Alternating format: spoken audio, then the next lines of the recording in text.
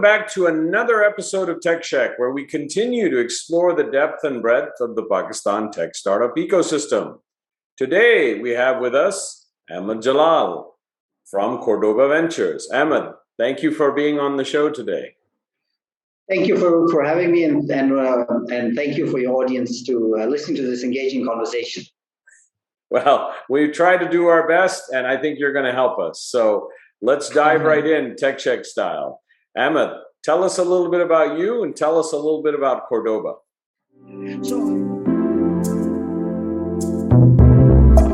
I grew up in a small town, Pindi. As they say, Pindi is the place that runs Pakistan, but it's nonetheless a small town. I grew up there, but I went to London to study, and I trained as a chartered accountant first. Then I was an investment banker in London for about 5 years. Now, I was on the trading floor the day that Lehman's went down. It was 17th of September 2008. And in that moment of mayhem, I was at Goldman Sachs and I was walking through the trading floor, and there was all sorts of things happening, the screens all lighting up. And I thought at that moment, and of course, Goldman Sachs is the thing to be. And this voice came to me, said, is it as good as it gets? The answer to that question was, of course not. There is more to life than there is Goldman Sachs. So it kind of got me thinking and on a journey. And about a year later, I went and studied at the Harvard Kennedy School because I was very much excited and I was very much wanted to know, like growing up in Pakistan with load shedding and all sorts of political turmoil, how countries grow. And there, so I went to study at the Kennedy School of Government to understand how government or how not-for-profit helps countries grow. And I realized that not-for-profit sector of government is dysfunctional everywhere. I mean, relative to those societies, they're dysfunctional. So it's actually entrepreneurs who help countries grow. It was Henry Ford, Rockefeller, all of these people who set up the railroad companies who help countries grow. And through them, they create wealth, they create taxes through which the governments then invest in health and education. And how those countries grew. There was no US aid, there was no World Bank in the 19th century or the 18th century, but yet these countries prospered. So I thought about that, and I came to the Middle East, to Amman, to work in a venture capital firm, in a SME investment fund. I was very much excited about the venture capital and early stage growth capital stage of investment. And from there, I made investments in Levant, in North Africa, and then I ended up in Dubai. I worked for a private equity firm over there in Dubai for about 5 years. So I raised a fund, $93 million fund for Pakistan. And then I had the opportunity to come back to Pakistan full 19 years after I had left. I never worked in Pakistan to run a massive organization, 1,800 strong. I had never run more than 18 people before, and then there I was running 1,800 people, very different from my previous experiences. And I called this journey London to Kurangi, and because my offices was in Kurangi, it wasn't in the Dolmen Mall or the Executive Towers, it was really in the gritty Kurangi. So that was a fantastic experience. And then there onwards, I worked there for about 3 years, full transformation of the entity, and doing a lot of hardcore operational stuff. And, fate has it. I had investment banking experience. I had private equity experience, and I had management experience. And then I looked at what is the next thing I can do. And then I realized that the real gap in Pakistan is operational expertise. You get good ventures do get funded, but it's the operator, and I call it a scrappy operator. I don't call them entrepreneurs. It sounds too intellectual. It sounds too whizzy for Pakistan or for emerging markets. You need scrappy operators to build businesses, very hands-on operational. And so that's where I set up Cordoba Ventures, which is in essence a venture builder. And we set up a first nursing and life health training institute called Cordoba Care Institute of Health Management. And then there onwards, I've set up something called Core VCF, which is Cordoba Venture Catalyst Fund. And it's a venture capital fund, but it's much different because we are much more operating focused. We are an operating VC. We don't make 15 to 20 investment. We make about 6 to 8 investment, but we are much more operationally involved because I find that founders, single founders or double founders always lack or always have need for loyal, good quality operational skills on the team, like a family business. Like in Pakistan, family business is successful because there's always a mess going around and you need family members to jump in and to solve it. So you need the founders of ventures do need that kind of aligned team members who can jump in and help drive the business through difficult times. So that's what we do with both Cordoba Ventures and OVCF, which is a venture catalyst fund. Very interesting. Well, Ahmad, you've had quite a journey there. So I think that would lead me into my first question. So what makes you passionate about the specific areas that you're focused on in Pakistan? I always say if I was in London and I worked on Fleet Street, it's a great place, London's a great city, but it's like being on an ocean liner. Like, whatever you do, it's not going to make that much of a difference. The whole thing is pretty much set. It can make so much difference. When you're in Pakistan, it's like you're feeling like you're a Formula One driver, like you're literally tight and you can feel the heat of the engine. It can explode anytime. Sure. And you can smell the oil and everything. So you're much closer to impact and you're much closer to real action.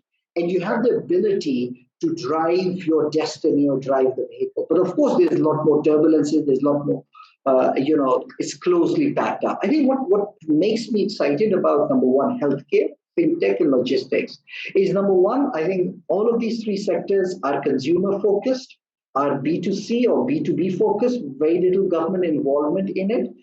As they say in healthcare, the only license that you need to get is for building a building, but not for operating a hospital. It's like that's true for Pakistan. So these are very much, you are direct to consumer and direct to businesses, and so these are good businesses. Number one. Number two, if you think about Pakistan's investment thesis, this is about urbanization. This is about demography. Demography means 23 years or 24-year median age versus 44 years globally. Demography, middle class, which is increasing, rising in middle class. About 20 million households, as they say, 5.5 million households, which are real middle class by global standards. And then urbanization, like the only country in the world which is more urbanizing is Nigeria. We are 1.8% per annum. They are 2.2%. So those are the factors that really play to both healthcare, in fintech, and also logistics. And lastly, the bit is, and this is one thing that people confuse about Pakistan. Pakistan is, and it's actually not true for Pakistan, also for anywhere in the world. It's about cities. So Pakistan is not a single country. It's three regions. And in fact, it's three cities of large areas. It's Karachi in south, it's Lahore in the center, and Islamabad and Peshawar in that area. In the business practices, the culture, work ethics are very different. So although Pakistan might be growing at 5% per annum and is not great, but Karachi is growing at 13% per annum. Because of urbanization, population growth. Lahore is growing at 14-15% per annum. So if you base in these cities, if you can dominate these cities, then you have a real billion-dollar business that you can create. Doing that is not easy. It's hard work, and that's why it takes a lot more time than other parts of the world. But I think those are the things that make me very excited about the prospects of Pakistan, but none of it is very easy. And we can talk about the system drag that we have here. And we can talk a bit more about that if you feel like it. Sure. Yeah, and that does lead me into the next question, right? So I've been covering this ecosystem for almost 3 years now, and we've seen a lot of ins and outs. Wanted to get from your perspective, you said you're very much a hands-on operator, you're involved in your businesses. What's on the horizon? What's coming next? We've had a couple of challenges in that market. Globally, we've had some issues that have kind of curtailed some of the investment excitement. What do you see next in Pakistan based on your experience so far?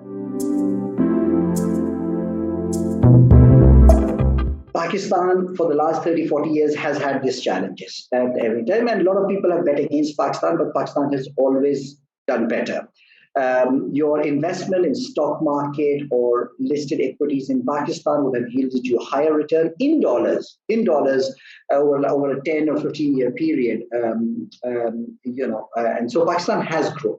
Which I think what is the future, and I think that is to be seen, and that's why one has to be both cautious but also optimist, is the drive towards technology. And I think the beauty of technology is it's a level playing field. So I do not need a lot of capital. I don't need real estate. I don't need land. I don't need huge buildings. I don't need factories.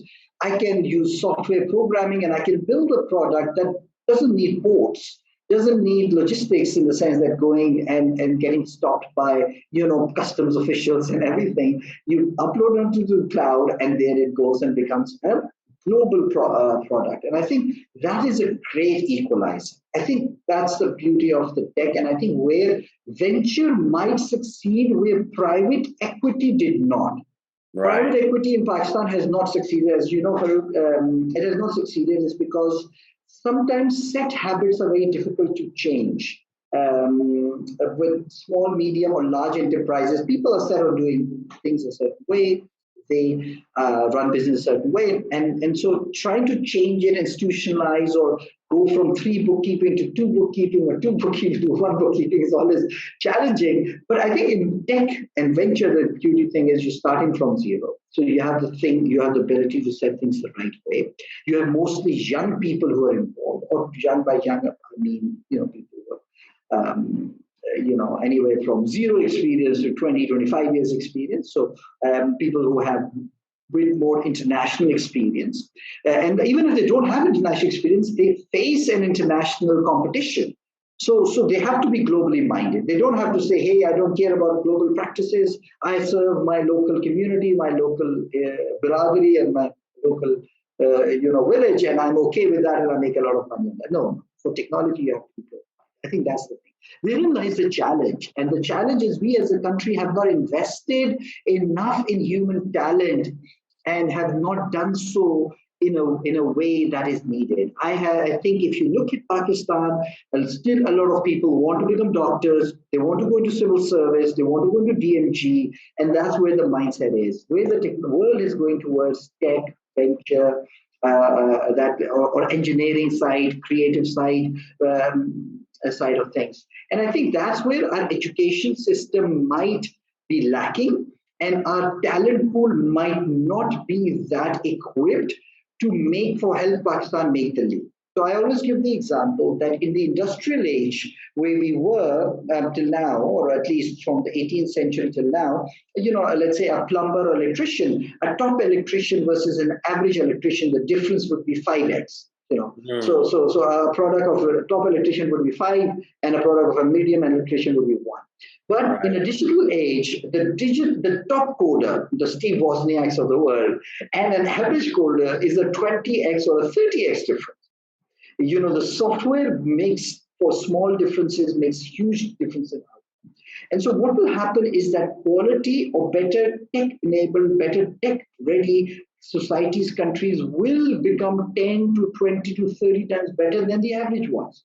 And so the gap will become much wider, as you can imagine. And so therein lies the challenge. If we can streamline our human talent towards technology, towards entrepreneurship, towards risk-taking and engineering and those things, rather than the traditional, I want to become a civil servant, I want to become a doctor, that kind of a thing. And I think that's going to be a challenge for us. That's excellent perspective, and you've definitely had the experience on both ends, right? Seeing the obviously the heights of the Western financial markets, and now being fully engaged in Pakistan.